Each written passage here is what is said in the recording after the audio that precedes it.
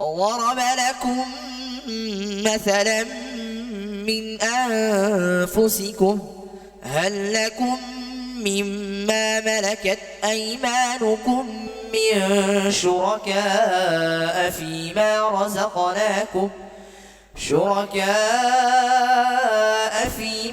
رزقناكم فأنتم فيه سواء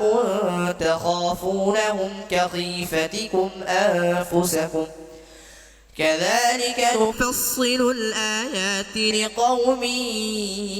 يعقلون بل اتبع الذين ظلموا أهواءهم بغير علم فمن يهدي من أضل الله وما لهم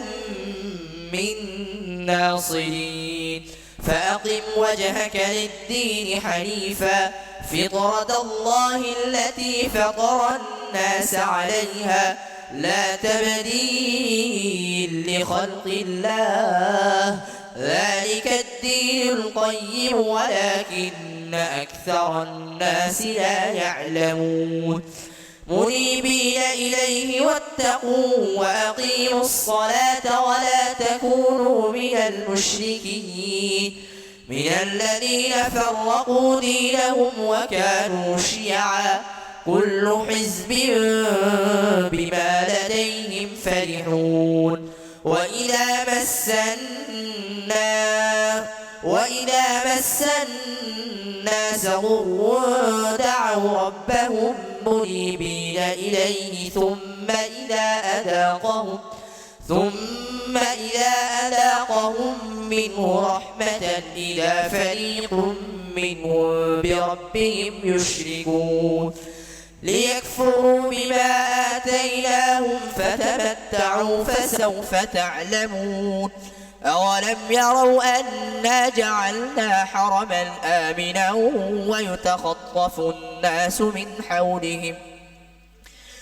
منيبين إليه واتقوه وأقيموا الصلاة ولا تكونوا من المشركين من الذين فرقوا دينهم وكانوا شيعا كل حزب